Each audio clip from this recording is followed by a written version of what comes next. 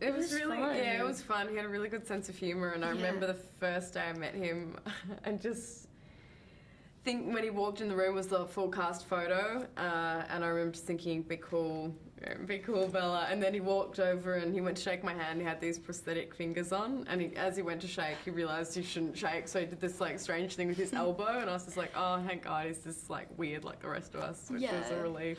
And he's, you know, he's fun. He brings his kids on set, and he's just like, you know, he's a normal guy. It's interesting.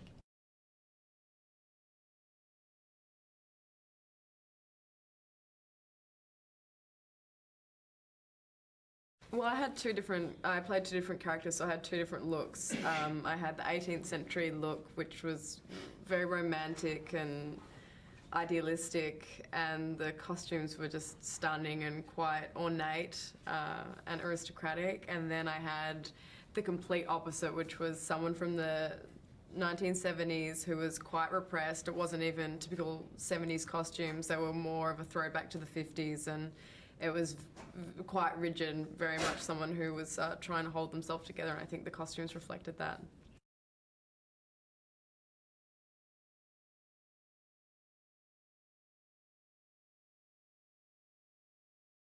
My costumes were very 70s. They were kind of the typical Woodstocky color palette, you know, wearing some interesting, you know, vintage Ozzy Clark pieces, and Colleen Atwood's a genius, and I think she really hit the nail on the head for everyone, you know? I think everyone had pitch perfect costuming.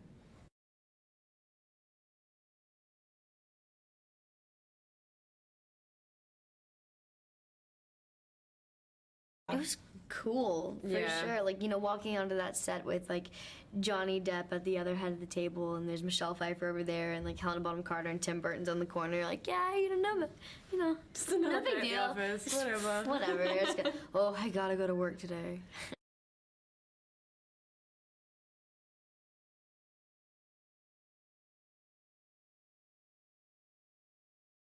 I think for me, he had far more of a sense of humour than I had expected.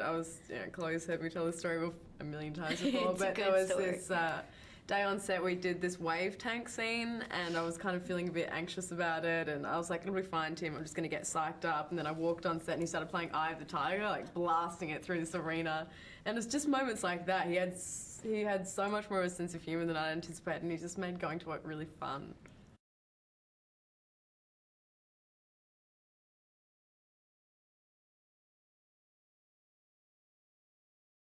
He's very hands-on. You know, for me, I think he's one of the most hands-on directors, and he does, like, listen to everyone, but he really cares about your personal, kind of like how you feel about your character, you know, and clothes-wise, if you're comfortable, or, you know, your hair, your makeup and stuff, and he pays attention to so much detail, you know, and he's just a fun guy, you know? He makes you laugh, and he doesn't make you feel like a fool when you are being a fool in a scene, you know, and you know, you understand how Johnny has been able to go to so many cool places for his characters with Tim and a lot of different people.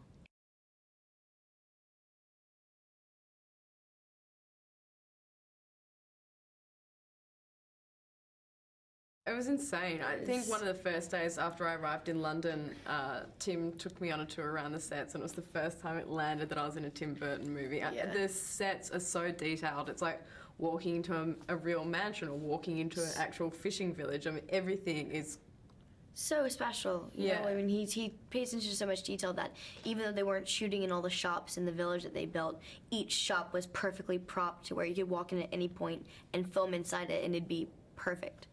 So it's just, he pays attention to so much detail that isn't even needed, you know?